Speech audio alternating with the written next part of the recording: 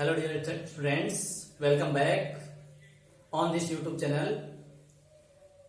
In last session, we have taught about how to solve unseen passages, and today we are going to study about its next part. देखिए friends, next session में अपने unseen passage को कैसे solve किया जाता है उसके बारे में पढ़ा था, और उसमें लास्ट में अपन हेल्पिंग वर्ब से जो क्वेश्चन अपने को पुटअप किया जाता है उसका आंसर किस तरह से देते हैं उसके बारे में अपन डिस्कस कर चुके थे। आज अपन डिस्कस करेंगे आगे कि WH वर्ड से यदि कोई क्वेश्चन स्टार्ट हो जाए तो उसको अपन किस तरह से अटेम्प्ट करेंगे। देखिए, सबसे पहले अपन ये देखेंगे कि कौन कौन से WH वर्ड्स हैं जिनसे अपने को क्वेश्चन पुटअप किया जा सकता है या उससे स्टार्ट होता है। WH वर्ड्स में आप ये लिख सकते हो स्टार्टिंग विद WH वर्ड, यानी WH वर्ड से अपने पास में जो क्वेश्चन स्टार्ट होगा उसका अपन आंसर कैसे देंगे। ये समझने से पहले अपने को जितने भी WH वर्ड हैं उनके मीनिंग या सेंस, पहले तो उसका मीनिंग समझने की जरूरत है अपने को, और उसके बाद में उसका यूज किसके लिए किया जाएगा, और नंबर 3 हाउ टू आंसर। ये 3 बातें अपने को समझने की जरूरत है। सबसे पहले उसका मीनिंग समझने की आवश्यकता है कि उसका मीनिंग क्या होगा। नंबर 2 उसका यूज किस सेंस में किया जाएगा या क्या पूछने के लिए किया जा रहा है, और नंबर 3 उसका अपना आंसर देंगे कैसे। तो देखिए, ये 3 स्टेप है WH वर्ड वाले क्वेश्चन को समझने की। सबसे पहले उसका मीनिंग याद रहना जरूरी है। नंबर 2 उसका यूज क्या पूछने के लिए किया गया है, और नंबर 3 यदि अपन ये समझ लिया कि उसका यूज क्या पूछने के लिए किया गया है तो अपन उसका आंसर भी दे सकते हैं। अब देखिए, मैं WH वर्ड की बात कर रहा हूं। There are about 15 WH words that is used as ask question, यानी लगभग 15 WH वर्ड्स हैं जिनका यूज कोई भी क्वेश्चन पूछने के लिए किया जाता है। और लिख रहा हूं, साथ साथ आप भी नोट करते रहना। फर्स्ट है व्हाट, सेकंड है हु, थर्ड है whom, नेक्स्ट है whose, which, why, when, where, how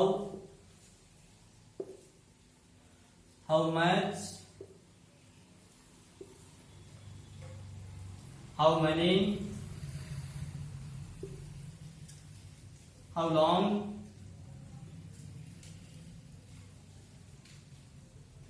how often, how देखिए, और इनके अलावा जो भी दे वो देखेंगे साथ। फर्स्ट वर्ड जिसका अर्थ होता है क्या, हु, कौन, हुम, किससे या किसको, हुज, किसका, किसकी, किसके, विच, कौन सा, कौन सी, कौन से, वाई, क्यों, वह कब, वह कहां, हाउ कैसे, हाउ मच कितना, हाउ मनी कितने, हाउ लॉन्ग कितना समय, हाउ ऑफन कितनी बार, हाउ ओल्ड कितना पुराना। अब एक बार काउंट कीजिएगा। What first, who second, third, fourth, fifth, six, seventh, 8, 9, 10, 11, 12, 13, 14। तो देखिए, ये अपने पास में WH वर्ड्स हैं जिनका अपन यूज करते हैं। अब देखिए, यहाँ पे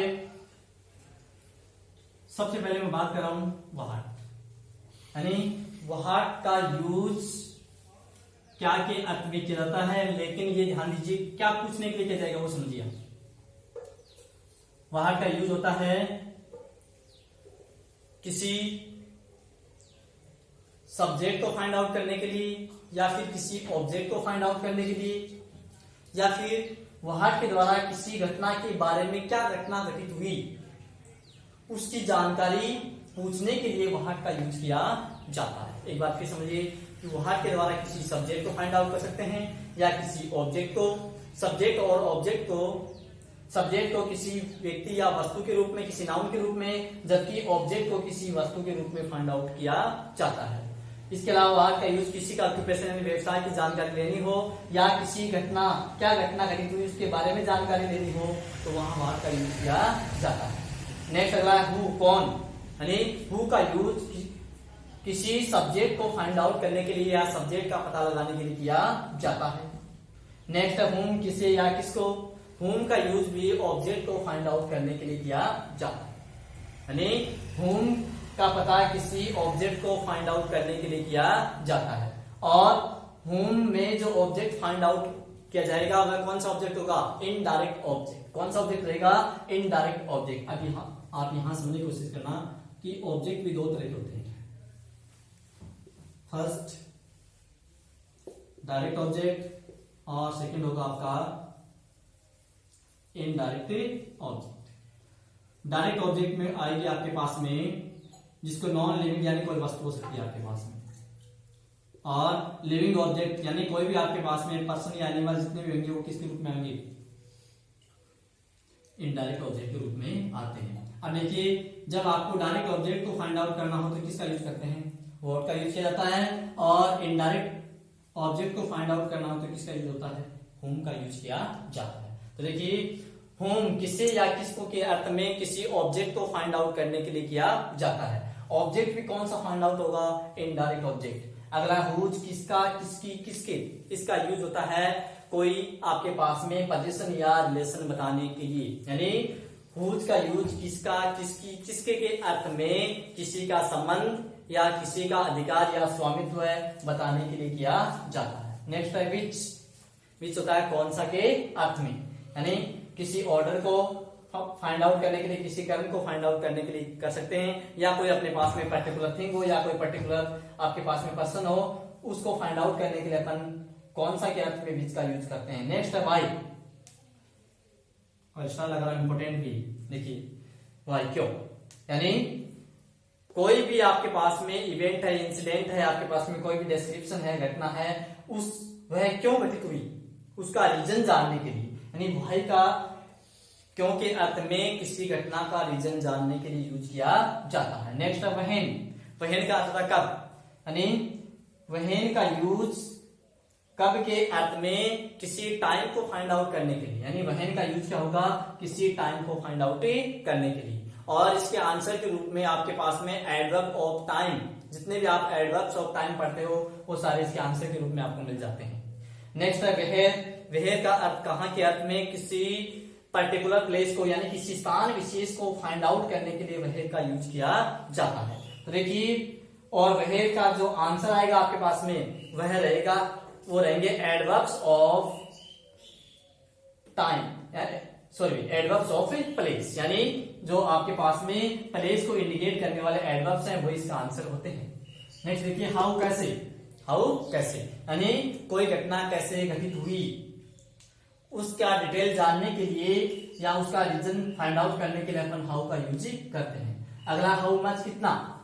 देखिए यहां पर हाउ मच कितना, यानी कोई क्वांटिटी जानने के लिए, मात्रा जानने के लिए। हाउ मनी कितने, कितने के अर्थ में कोई नंबर्स या संख्या फाइंड आउट करने के लिए अपन करते हैं। अगला है हाउ लॉन्ग, कितना समय। यहां भी देखिए आपको कितने समय से कितना लंबा टाइम हो जाता है उसको फाइंड आउट करने के लिए अपन क्या करते हैं, हाउ लॉन्ग का यूज करते हैं। हाउ ऑफन, हाउ ऑफन का यूज किया जाता है कितनी बार के अर्थ में फ्रीक्वेंसी जानने के लिए। अगला है हाउ ओल्ड, यानी आपके पास में कितना पुराना। यहां भी देखिए अपन क्या करते हैं कि कोई एक्शन कब से हो रहा है उसके बिगिनिंग प्लेस से, यानी उसके बिगिनिंग से कोई इंफॉर्मेशन ली जा सकती है, या कोई घटना या आपके पास में कोई पर्सन या थिंग वह कितनी पुरानी है उसके बारे में जानकारी लेने के लिए अपन किसका यूज करते हैं, हाउ ओल्ड का यूज करते हैं। अब देखिए ये है अपने पास में WH वर्ड, एक बार फिर रिपीट कर रहा हूं उनको। फर्स्ट है वर्ड क्या, सेकंड है हु कौन, नेक्स्ट आपके पास में होम किसे या किसको, हुज होगा किसका किसकी, किसके के अर्थ में, विच होगा कौन सा कौन सी कौन से के अर्थ में, नेक्स्ट वाई वाई का यूज होगा क्यों के अर्थ में, वहन का यूज होगा कब के अर्थ में, वहेर का अर्थ होगा कहां के अर्थ में, और हाउ का यूज किया जाएगा कैसे के अर्थ में, हाउ मच का यूज अपने पास में कोई क्वांटिटी जानने के लिए कितना के अर्थ में होगा, हाउ मैनी नंबर जानने के लिए कितने के अर्थ में, हाउ लॉन्ग किसी टाइम को जानने के लिए कितने समय से, और हाउ ऑफन यानी कितनी बार, हाउ ओल्ड कितना पुराना। एक बार आप नोट करना चाहो नोट कर लीजिए और स्क्रीन शॉट लेना चाहो तो स्क्रीन शॉट ले लीजिए, आराम से लिखना भी।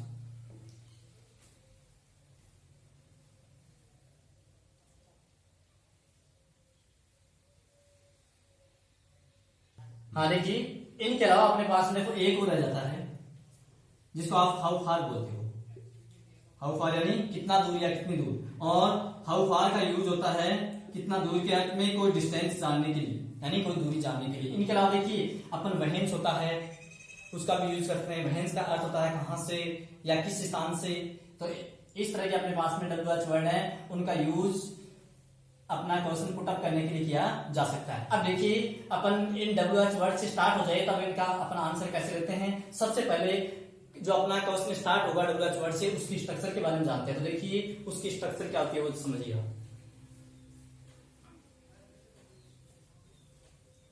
WH वर्ड से कोई भी क्वेश्चन स्टार्ट होता है उसमें स्टार्ट में आपको WH वर्ड ही मिलेगा। उसके बाद में आती है हेल्पिंग वर्ब, उसके बाद में आएगा सब्जेक्ट, सब्जेक्ट के नेक्स्ट बाद होता है मैन वर्ब, मैन वर्ब के बाद में ऑब्जेक्ट, ऑब्जेक्ट के बाद में कोई अदर वर्ड मिल सकता है, और लास्ट में हमेशा रहता है साइन ऑफ ए इंट्रोगेशन जिसको क्वेश्चन मार्क भी बोलते हैं। तो देखिए अपने पास WH वर्ड से जो क्वेश्चन पूछा जाएगा उसकी सेंटेंस स्ट्रक्चर क्वेश्चन की क्या रहेगी वो समझिए आप। स्टार्ट में रहेगा WH वर्ड, उसके बाद में आएगी हेल्पिंग वर्ब, उसके बाद में आता है सब्जेक्ट, सब्जेक्ट के बाद में मैन वर्ब, मैन वर्ब के बाद में आता है ऑब्जेक्ट और अदर वर्ड, और लास्ट में साइन ऑफ ए इंट्रोगेशन। ये क्वेश्चन की स्ट्रक्चर रहती है। अब देखिए आंसर की स्ट्रक्चर में अपन क्या करते हैं। आंसर की स्ट्रक्चर में जो आपको इंट्रोगेटिव सेंटेंस दे रखा है क्वेश्चन में उसको किस में चेंज करते हैं, असर्टिव सेंटेंस में चेंज किया जाता है। किसमें चेंज करेंगे, असर्टिव सेंटेंस में चेंज किया जाएगा। देखिए the given question is interrogative sentence and we will it into assertive sentence, यानी जो दिया गया अपने को क्वेश्चन किस में होगा, इंट्रोगेटिव सेंटेंस में होगा, और उसको चेंज किस में करेंगे अपन, असर्टिव सेंटेंस में। अब देखिएगा असर्टिव सेंटेंस की आपने स्ट्रक्चर पढ़ी होगी, हमेशा क्या होती है स्टार्ट में मिलता है सब्जेक्ट, सब्जेक्ट के बाद में आती है हेल्पिंग वर्ब, और हेल्पिंग वर्ब के बाद में यदि नेगेटिव है तो कहीं नेगेटिव वर्ड का यूज हो रहा तो आप नोट लगा दीजिए, वरना नोट रह जाता है। और नोट के बाद में अपन यूज करते हैं मैन वर्ब, मैन वर्ब के बाद में आता है ऑब्जेक्ट, और ऑब्जेक्ट के बाद में अदर वर्ड या जिसको रिमेन सेंटेंस कहते हैं। एक बात फिर समझिए, सब्जेक्ट प्लस हेल्पिंग वर्ब, यदि नेगेटिव तो नोट लगा दीजिए, अफर्मेटिव तो नोट लगाने की जरूरत नहीं है। और उसके बाद में आएगी मैन वर्ब, उसके बाद में ऑब्जेक्ट, उसके बाद में रहेगा रिमेन सेंटेंस। ये होती है असर्टिव सेंटेंस की स्ट्रक्चर। तो देखिए ये तो रहेगी आपके पास में क्वेश्चन की स्ट्रक्चर, उसके बाद में रहती है हेल्पिंग वर्ब की स्ट्रक्चर, हेल्पिंग वर्ब आता है, और उसके बाद में आपके पास में सब्जेक्ट, फिर मैन वर्ब, फिर ऑब्जेक्ट प्लस वर्ड, लास्ट में साइन ऑफ ए इंट्रोगेशन। यानी स्टार्ट में रहता है WH वर्ड, फिर हेल्पिंग वर्ब, फिर सब्जेक्ट, फिर main verb, object, other word, sign of interrogation. और यहाँ आंसर की स्ट्रक्चर आप कैसे लोगे, पहले सब्जेक्ट को लाओगे, उसी सब्जेक्ट के अकॉर्डिंग आप हेल्पिंग वर्ब का यूज करोगे, नेगेटिव तो नोट लगा देना, असर्टिव है और अफर्मेटिव है तो आपको नोट लगाने की जरूरत नहीं है, फिर मैन वर्ब आ जाएगा, ऑब्जेक्ट रहेगा और रिमेन सेंटेंस। तो ये तो एक क्वेश्चन और आंसर की स्ट्रक्चर। अब आप देखिए, आप जब भी अपने आंसर देते हो उस समय इस स्ट्रक्चर को आप समझने के लिए, यानी लगभग स्टूडेंट से जो मिस्टेक होती है वो यही होती है, और जनरली आपकी सिंपल प्रेजेंट टेंस और जो आपका सिंपल पास्ट टेंस होता है वहीं पर मिस्टेक होती है।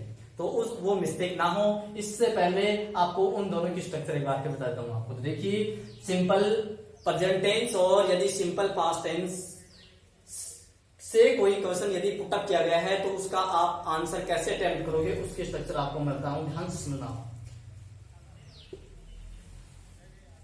सबसे पहले बात करता हूं मैं सिंपल प्रेजेंट। देखिए, सिंपल प्रेजेंट टेंस की क्वेश्चन की जो स्ट्रक्चर होगी वो आप सुनना। इंट्रोगेटिव सेंटेंस की स्ट्रक्चर क्या होती है, उसमें आपके पास में स्टार्ट में मिलेगा WH वर्ड, उसके बाद में हेल्पिंग वर्ब के रूप में आएगा डू और डैज, उसके बाद में आता है सब्जेक्ट और फिर यूज करते हैं मैन वर्ब, उसके बाद में आता है ऑब्जेक्ट और रिमेन सेंटेंस, लास्ट में साइन ऑफ ए इंट्रोगेशन। फिर देखिए, WH वर्ड स्टार्ट में आ जाएगा, helping verb simple present tense में डू आ जाएगी, फिर सब्जेक्ट आता है, फिर मैन वर्ब आती है, फिर ऑब्जेक्ट आता है, फिर रिमेन सेंटेंस आता है और लास्ट में साइन ऑफ ए इंट्रोगेशन। तो देखिए, ये होती है सिंपल प्रेजेंट टेंस में स्ट्रक्चर। अब देखिए, सिंपल प्रेजेंट में ये स्ट्रक्चर रहेगी किसी आपको जो क्वेश्चन दे रखा है उसकी। अब देखिए, इसके आंसर की स्ट्रक्चर क्या बनेगी वो ध्यान से सुनना। ये तो यानी क्वेश्चन की स्ट्रक्चर है और ये किसकी स्ट्रक्चर है, आंसर की स्ट्रक्चर है। अब देखिए, आंसर की स्ट्रक्चर में क्या आएगा आपके पास में, आप स्टार्ट में क्या ले लोगे, सब्जेक्ट, और सब्जेक्ट के अकॉर्डिंग आप ध्यान दीजिए। आप यदि आपका आंसर अफर्मेटिव सेंटेंस में आ रहा है तो इसी सब्जेक्ट के अकॉर्डिंग आप या तो V5 जिसको S और ES फॉर्म भी बोलते हैं, या फिर इसके बाद में आप किसका यूज करोगे, V1 का, यानी जिसको मैन वर्ब की कौन सी फॉर्म कही जाती है, फर्स्ट फॉर्म भी कहते हैं। तो देखिए, फिर ध्यान दीजिए, यदि आपका आंसर सिंपल प्रेजेंट टेंस का अफर्मेटिव सेंटेंस आ रहा है तो आप लिखोगे सब्जेक्ट, सब्जेक्ट के बाद में आपका आएगा सब्जेक्ट यदि सिंगुलर हो, कैसा हो, सिंगुलर हो तो सिंगुलर के लिए आप क्या यूज करोगे, V5, यानी जो फर्स्ट फॉर्म दे रखी है उसके साथ में आप क्या जोड़ दोगे, S या ES, या आप ऐसे यूं भी समझ सकते हो इसको कि फर्स्ट फॉर्म के साथ में क्या जोड़ेंगे अपन, S या ES। यदि आपका सब्जेक्ट कैसा हो, प्लूरल हो, तो इसके बाद में आप क्या यूज करोगे, मैन वर्ब की फर्स्ट फॉर्म यूज की जाती है। उसके बाद में ये तो बात हुई सब्जेक्ट के बाद में आती है मैन वर्ब, मैन वर्ब के बाद में क्या आएगा आपका ऑब्जेक्ट, और ऑब्जेक्ट के बाद में रिमेन सेंटेंस, लास्ट यहां से क्या करते हैं, साइन ऑफ इंट्रोगेशन हटा देते हैं। ये तो कब है, जब आपका आंसर किस में आ रहा हो, अफर्मेटिव सेंटेंस में आ रहा हो। और मान लो आपका आंसर नेगेटिव सेंटेंस में आता हो, ये तो किस में आया है, अफर्मेटिव में आया है, और किस में आ जाए, नेगेटिव में आ जाए, तब आप अपना आंसर कैसे लोगे, यहां आएगा सब्जेक्ट, और सब्जेक्ट के बाद में हेल्पिंग वर्ब आती है, हेल्पिंग वर्ब के रूप में क्या यूज करते हैं अपन, डू और डज। यदि आपका सब्जेक्ट कैसा हो, प्लूरल हो तो डू यूज कर दो, और सिंगुलर हो तो क्या यूज कर दोगे आप, डज यूज कर दोगे। देखिए, डू किसके साथ में यूज होगा, प्लूरल के, और डज किसके साथ में यूज होगा, सिंगुलर के साथ में। उसके बाद में क्या आएगा, नेगेटिव में आ रहा तो आगे क्या लगा दीजिए, नोट लगा दीजिए। उसके बाद में क्या यूज करेंगे, V1, और उसके बाद में क्या यूज करते हैं आगे, ऑब्जेक्ट, उसके बाद क्या यूज करेंगे, रिमेन सेंटेंस। तो देखिए, ये बनती है किसमें, सिंपल प्रेजेंट टेंस में। किस बनती है, सिंपल प्रेजेंट टेंस में। तो ये तो हो गई जब सिंपल प्रेजेंट टेंस की स्ट्रक्चर हो। अब देखिए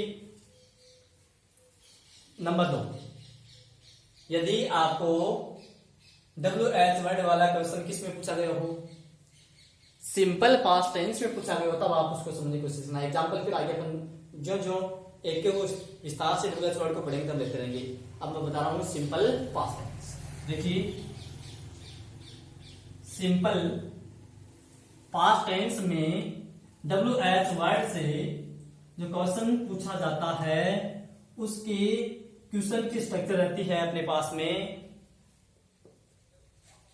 WH वर्ड प्लस आपके पास में आता है डिड, प्लस आएगा सब्जेक्ट और प्लस आता है V1 यानी मैन वर्ब की फर्स्ट फॉर्म, प्लस आएगा ऑब्जेक्ट और प्लस रहेगा रिमेन सेंटेंस, लास्ट में होता है साइन ऑफ इंटरोगेशन। वही दो तरीके से इसका आंसर आता है। पहला किसमें, जब आपके पास में किसमें हो, अफर्मेटिव में हो, और दूसरा जब किसमें आंसर हो इसका, नेगेटिव सेंटेंस में। अफर्मेटिव में होता है तब देखिएगा कैसे बनाते हैं।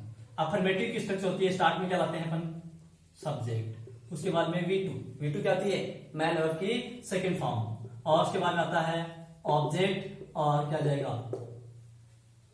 RS यानी रिमेन सेंटेंस, या जिसको अदर वर्ड भी कहते हैं, साइन ऑफ इंटरोगेशन हट जाता है।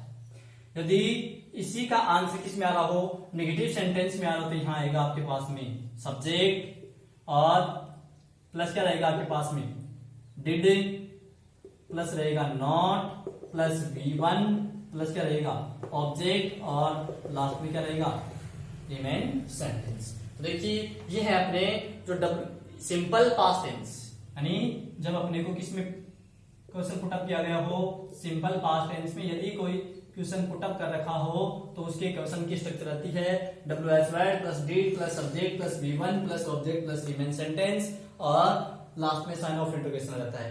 इसी का आंसर अफर्मेटिव सेंटेंस में यदि आप दे रहे हो तो आपकी स्ट्रक्चर क्या रहेगी, स्टार्ट में सब्जेक्ट रहेगा, उसके बाद में V2 आएगी, उसके बाद में ऑब्जेक्ट आता है, उसके बाद में रिमेन सेंटेंस रहता है। और नेगेटिव सेंटेंस में हो तो आपके पास में क्या रहेगा, स्टार्ट में सब्जेक्ट के बाद में क्या आएगा आपके पास में डिड के बाद में नॉट आएगा, प्लस V1 आएगा, प्लस ऑब्जेक्ट आएगा, प्लस रिमेन सेंटेंस आएगा। तो देखिए ये हो गई इनके आंसर की स्ट्रक्चर। इनके जो एग्जांपल्स हैं वो अपन अपने नेक्स्ट सेशन में, अपनी जो नेक्स्ट क्लास होगी उसमें अपन हर एक WH वर्ड को डिटेल से पढ़ेंगे, एक WH वर्ड को टॉपिक वाइज लेकर के उनमें अपन इनके एग्जांपल भी देखते रहेंगे। और अपने इस YouTube चैनल पर बने रहिए। आपकी यदि कोई क्वेरी हो या डाउट हो तो अपने ग्रुप में जो WhatsApp नंबर है उस पर पूछ सकते हो, या फिर आप YouTube के कमेंट बॉक्स में भी आप कमेंट कर सकते हो। Thanks dear students.